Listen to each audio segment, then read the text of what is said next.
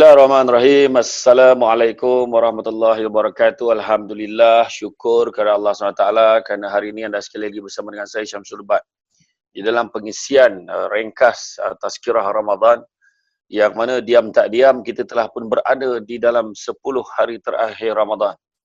Yang mana tuan-tuan dan puan-puan sekalian, kita berada pada tahun yang sangat luar biasa, tahun 2020 yang dulunya masuk dalam buku teks sekolah. Hari ini kita berada berpijak di bumi yang nyata dan menyambut Ramadan di dalamnya. Namun, tidak disangka-sangka kita berada ketika musim PKP, musim Perintah Kawalan Pergerakan disebabkan oleh serangan wabak COVID-19 yang melanda bukan hanya di negara kita Malaysia tetapi di seluruh dunia. Jadi apabila bercerita tentang wabak ini tuan-tuan sekalian, dia sebenarnya hanyalah satu ujian. Ujian yang datang dan pergi, dan bila ujian itu datang, walaupun dia sehinggakan meragut nyawa, sehinggakan dia mendatangkan kesengsaraan kepada seluruh lapisan masyarakat, tetapi jangan kita lupa, ini juga adalah merupakan salah satu daripada ujian dan dugaan daripada Allah SWT. Bila disebut tentang ujian dan dugaan daripada Allah SWT, maka kita lihat sesungguhnya manusia ini akan memandang dua aspek. Pertama, dia akan orang yang positif, dia akan memandang ini sebagai satu hikmah. Tapi pada mereka yang negatif akan memandangkan ia sebagai satu musibah. Jadi anda berada di mana? Jadi dalam tempoh Ramadan Al-Mubarak ini kita lihat balik bagaimanakah di dalam pensyariatan puasa, yang mana disebut tentang bagaimana dalam surah Al-Baqarah ayat 183 Allah beritahu kita apa? Ya ayyuhallazina amanu kutiba alaikumusiyam kama kutiba alal ladzina min qablikum la'allakum tattaqun. Yang bermaksud, wahai orang-orang beriman, diwajibkan ke atas kamu berpuasa seperti mana orang-orang sebelum kamu. Maknanya bukan kita je, orang sebelum kita pun dah kena puasa dah. Jadi makna kata bila kena puasa, puasalah. Tetapi cuba baca ayat awal tu. Ayat awal tu apa? Wahai orang-orang yang beriman. Allah Ta'ala itu maknanya orang yang percaya je. Jadi kalau ada tuan-tuan nampak tengah-tengah hari ni, ada yang pergi kedai makan, makna tak ada iman dia tu. Tak percaya dia tu. Cakap bukan main. Tu sebab ada beza iman dengan Islam. Tu sebab hari ni kita nak cerita tentang ciri-ciri orang yang beriman. Ya. Dalam Ramadan ni kita tengok apa ciri-ciri orang beriman. Beriman ni maksudnya percaya, yakin. Tetapi manusia dalam banyak keadaan, kita ni macam yakin tapi tak yakin sebenarnya. Cuba tengok balik. Tengok balik keadaan kita. Sebab apa saya cakap macam tu? Sebab manusia selalu sebut 3 perkara tapi buat 3 perkara. Apa dia? Pertama, manusia selalu sebut yang tu dia tu hamba Allah, tapi dia gemar buat benda yang Allah tak suka. Tengok tu, Allah Ta'ala dah cakap dah. Kan, duduk taat perintah pemimpin, duduk rumah, stay home. Kan, dogi, keluar juga tu. Kan, orang keluar beli keperluan asas, barang kecemasan, apa yang kau beli? Sikit account kau beli, kan? Benda yang beli kat 7-Eleven yang dekat-dekat, tetapi kau keluar jauh, kenapa? Kan, yang kecemasannya, kecemasan. Nampak tak? Atau beri barang keperluan. Jadi makna kata kita tengok balik keadaan diri kita. Kan? Maknanya kadang-kadang kita sebut yang pertama, kita hamba Allah tapi buat apa yang Allah tak suka. Kedua, kita sebut rezeki daripada Allah tapi bila diuji susah sikit mulalah. Mau manalah nak cik bantuan ni, matilah apalah. Dengan Allah tak minta. Masalahnya. Kan? Kalau minta pun tak yakin kosong. Allah bagi rezeki tapi tak yakin. Hati kena yakin. Itu sebab datangnya iman. Dan begitu juga yang ketiga, manusia selalu sebut dan dia akan mati. Tapi perangai macam tak nak mati. Menyakitkan hati orang, memfitnah orang, mengutuk orang, keluar mesej macam-macam. Kita share mesej betul tak betul, belum tahu lagi. Surat khabar tak nak baca. Kan? Harian Metro ada tak nak tengok, baca tengok satu-satu. Kan? Ini tak ada. Yang fitnah tu juga dia cari. Kan? Jadi makna kata, kita ni nak jadi orang beriman ke tidak? Apa ciri-ciri orang beriman? Ciri-ciri orang beriman yang pertamanya taat perintah Allah. Jadi bila taat perintah Allah, kita tengok hari ni. Kan? Kita taat perintah Allah, apa yang Allah Ta'ala suruh? Puasa. Kan Allah suruh semayang. Kalau yang pertama mengucap tu kalimah syahadah. Yang keduanya Allah suruh kita semayang. Semayang tak ada orang puasa tapi tak semayang pun penyakit juga tu. Kan? Patut kita ni dalam beribadah kita jaga. Yang wajib-wajib kena jaga. Bayangkan dalam bulan puasa ni tuan-tuan dan puan sekalian. Bono pahala orang kata ibadah sunat dapat pahala fardu.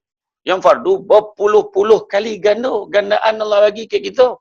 Apa lagi yang kita nak? Kan kita dah lah perangai masing-masing macam penyamun, macam apa, macam-macam ada kan. Kan dah elok-elok, bukanlah baik benar kan. Termasuk yang bercakap ni kadang-kadang kita ni ada juga baik salah.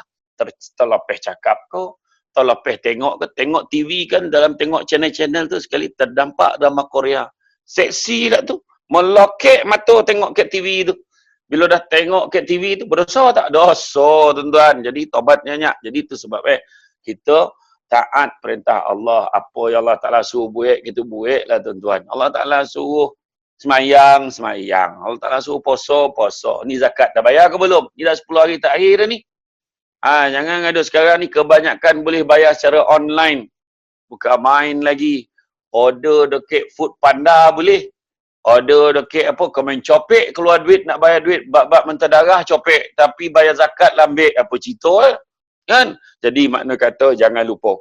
Itu kewajipan kita. Dan bila alang-alang dah sebut zakat fitrah ni, jangan lupa zakat pendapatan, jangan lupa zakat simpanan, jangan lupa zakat omeh kan, zakat omeh perak kita. Semua ada kira-kira tu. Jangan main suku-suku. Ini orang kita ni zakat petarah. Petarah tu di 9 zakat fitrah lah. Kan kau tak faham. Fitrah bayar. Jangan apa. Kali ni dah tak ada dah. Online. Senang ya. Habis tak ada akad je. Tak apa dah. Dekat dalam tu baca. Ya, apa yang ditulis dalam tu baca. Kan. Tunaikan kewajipan kita sebagai orang Islam. Kan. Dan begitu juga. Kalau daripada aspek haji. Kan. Haji umrah tahun ni tak dapat pergi haji 4 kayuk dah. Sebabkan faktor-faktor keselamatan.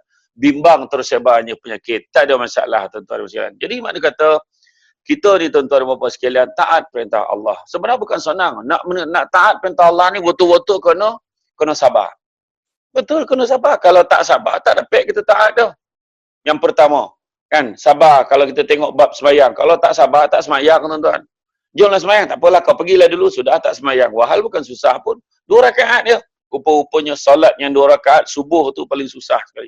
Lepas sahur dibatal berbuta balik. Memang tak dapat dia sembahyang. Kan jago-jago dah asar bukan zuhur dah. Allah tahu tu tidur. Begitu juga yang kedua puasa. Kan puasa lagilah kena sabar. Kan tak sabar dia buka link ni tengok Samsul Debat ceramah. Sabarlah tu. Kan tunggu sampai habis. Apalah celoteh Samsul Debat ni. Jangan pandang nak celoteh tu. Apa poin saya bagi tu, yang tu catat dan kita amalkan mudah-mudahan. Jadi makna kata dalam bulan puasa ni kalau tak sabar macam apa jadi? Puasa kalau tak sabar tuan-tuan, breakfast. Jangan main-main. Pukul 8 pagi dah makan sebab tak sabar nak tunggu petang. Kan? Jadi itu sebab kena sabar, menahan diri. Kalau tengok dalam Ramadan ni, menahan diri daripada makan, minum dan perkara-perkara yang membatalkan puasa.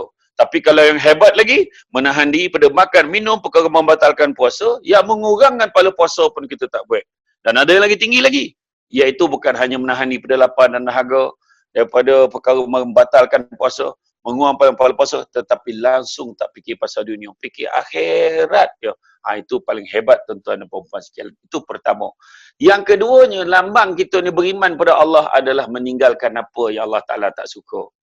Tuan-tuan, apa Allah Ta'ala tak suka? Pertama, mata. Jangan tengok bono-bono tak elok. Tengok bono-bono yang baik-baik.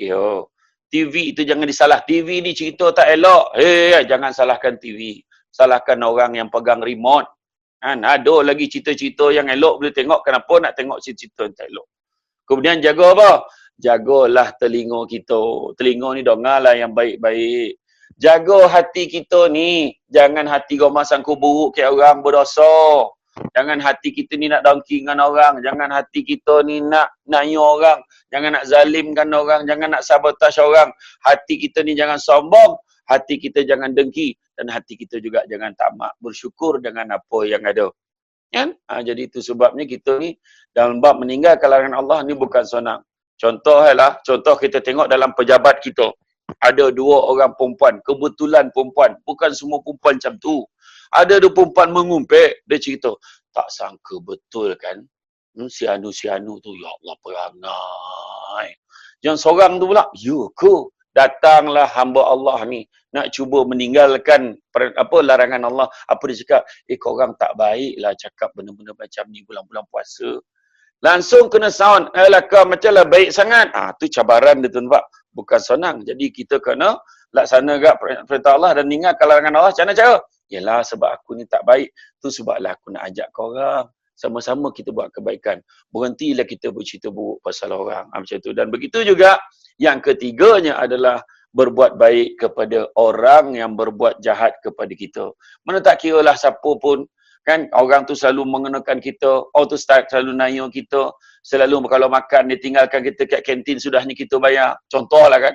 Jadi mak dia kata dalam hal tu tak usahlah kita balas keburukan-keburukan orang, tetapi kita buatlah kebaikan. Doakan juga agar dia berubah menjadi lebih baik. Tuan-tuan dan puan-puan sekalian, maka untuk pengisian hari ini mudah-mudahan kita berjaya menjadi seorang yang beriman dan bertakwa kepada Allah Subhanahu Wa Taala seperti mana yang menjadi matlamat kita dalam bulan Ramadan ini. Insya-Allah kita jumpa lagi. Saya Syamsul Debat. Assalamualaikum warahmatullahi wabarakatuh.